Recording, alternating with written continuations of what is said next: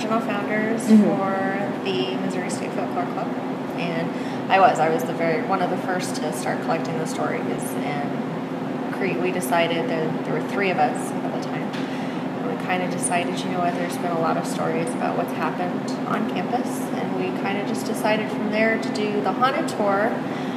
And we got super surprised when all of a sudden we were flooded with a whole bunch of stories that we never heard. So it went from a 10-minute tour to it takes about an hour and a half now. So it's definitely just kind of exploded. So what made you guys want to do that? Was it just curiosity, or? It was actually our president at the time. She was our primary founder, Emily.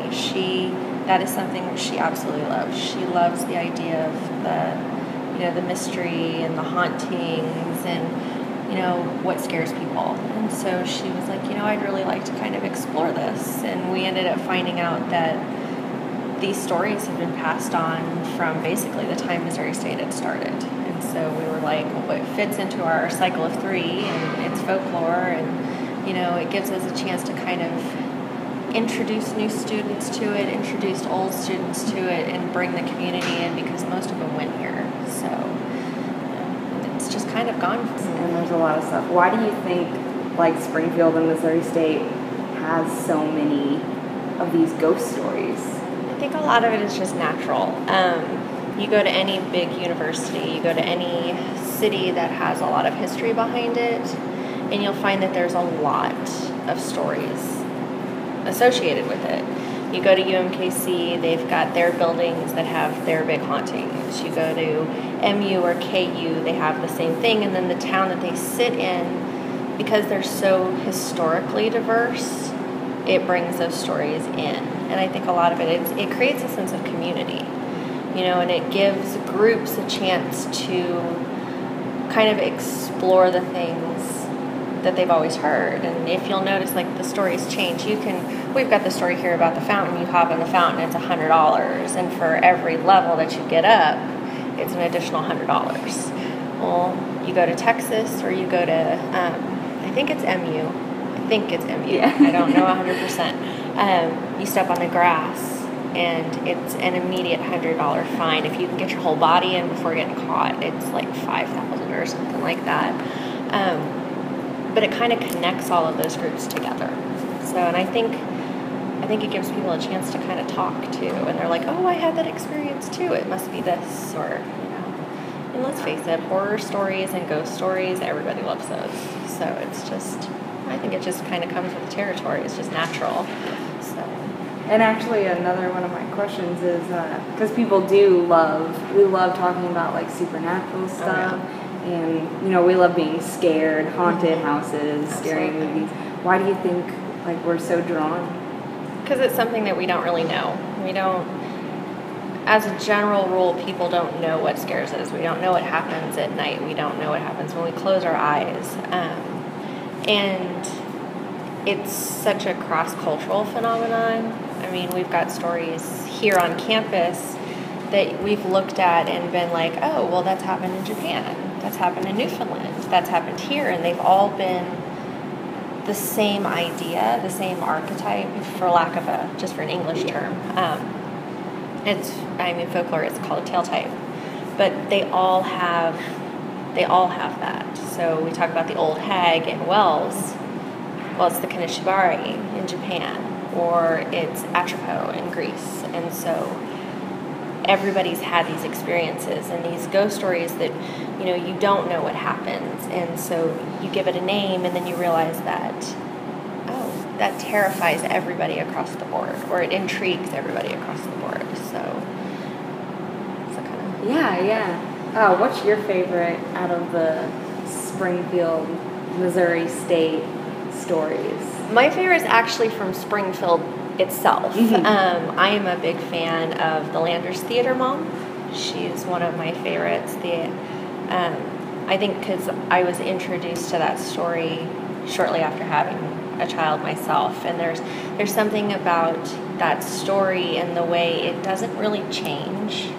The situation does, but the end result's always the same. And there's something about a mother giving up everything to try to save her child, not being able to do it. That just, it's kind of chilling and it's kind of touching, and it kind of has all of that at the same time. But that's, The Lander's Mom is definitely my favorite. So, and then for humor's sake, Charlie is just, Charlie's got to be right up there on the top of my list. You know, we had a groundskeeper who was so devoted to our university and to the squirrels, the many, many squirrels on our campus, and so devoted to the point that he literally died for them, you know, and now the squirrels protect his grave, and that's why they're so mean. And you know, why we only have the one albino squirrel is because it's the one that killed Charlie. You know, I mean, and then to know that there was a groundskeeper who died working, and his name might not have been Charlie, but the idea that there's still somebody taking care of our campus, and the squirrels are still remembering, it's just fun. That one's just fun. That one was always fun to do on the tour. Oh, yeah. Especially if you had a good Charlie actor. Oh, yes. Yes. I remember before we had the Charlie trying to tell those, and everybody just kind of rolled. And it gives us kind of a little bit of break to realize that, you know, not everything is terrifying. Yeah, exactly. You know, there are things that happen on campus that are, you know, positive and kind of upbeat. So, like the Freddie dorm house mom. The dorm mom, mom. And her bacon every Sunday. Yeah. That was always my favorite. Locking doors. Yeah, she's pretty special. So, have you ever had any experiences around campus, or one of the stories that is told about Siceliff is actually one of mine. I used to work for Caldy's Coffee when Caldy's was still here, and I was the morning baker, so I was in at like 3 o'clock in the morning. And at the time they were renovating Siceliff, and I wasn't aware that, you know, electricity had been turned off, anything like that. I came onto campus and I used to walk the long route, and because there's that little secret, the secret parking lot behind the bank over there. It's not a secret anymore. I used to just walk over in the morning, and all of a sudden all the lights came on, and Freddie, and you know, I didn't think much of it. I went to work, and you know, they all started to come in. All of the workers started to come in, and I was like, you guys were here like awfully early, and they're like, we just got here, and it was like 9 o'clock in the morning, and I'm like, all the lights were on. They're like, that's impossible, the electricity had been completely turned off, and I'm like, well, no. And so Siceliff always kind of bothered me a little bit after that, and it's about the time they were renovating the top floor, so which is where the door is, and you know, kind of where all the, you know, the bright lights and pulsing door. So yeah, that one was always that one was mine. So it was kind of neat to see a couple years later it had worked its way into the tour after I left. That one. So there's the Bard's chair in Kirksville that apparently if you go and sit on it during the witching hour between midnight and 3, the devil will drag you down. I think there might be an albino farm location somewhere around Ozark. I'm not remembering any offhand. I have a lot of tall tales from Ozark. Yeah. Like, you know, snake tales and witch doctors, that kind of thing. I got my bachelor's in education here, and then got my master's in education here. So I've been here since 2006. I'm still here. God, I'm still here.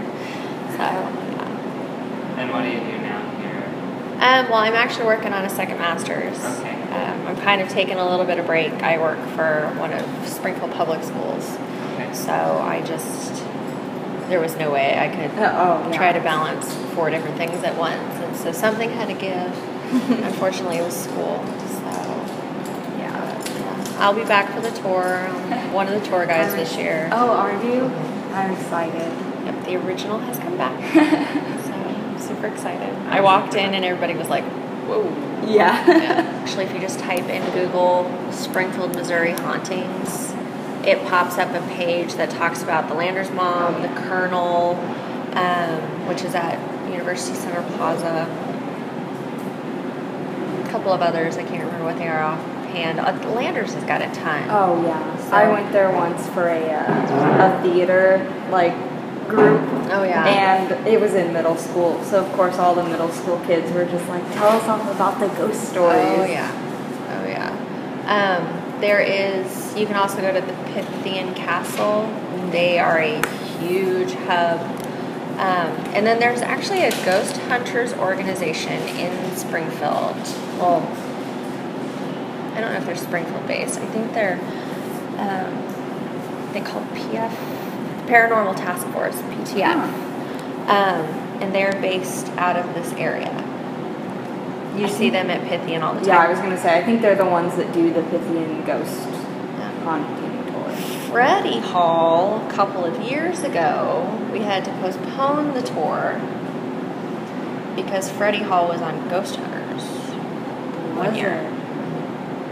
So we actually had to, we tried so hard to get in, but it was, they came during one of our breaks, and so we were like, oh, we were so mad. Yeah, we were so mad. Mm-hmm. Yeah, they came and talked about Freddie and the fifth floor, and yeah, that was pretty awesome. I wish really we could have met them. Yeah. But they did. They they were in and out, and so I don't know if they ever caught anything actually. So it would be interesting. I wonder if it ever got on the show. I don't know. I'd have to look it up. Yeah. You can also, the Springfield, Missouri History Museum, they keep pretty good tabs of like what's happened around Springfield. And they actually have a haunted tour themselves that I think it's like horse-drawn, and you go through to all the cemeteries. Me and our teacher were trying to figure out this morning if there's any stories around Wilson's Creek battlefield. Yes, there are. Wilson's Creek is pretty popular for the orbs at night. Mm-hmm. People hearing the soldiers walking around or actually seeing them walking around. Sometimes you'll hear cannon fire. Reenactors have, I think I had a friend who, he's a reenactor, and he said there'd been a couple of times where he'd heard people say they were in the middle of a reenactment, turned around to talk to one of the guys, turned back around, and the guy was gone, like just kind of disappeared, and they were like, something's off.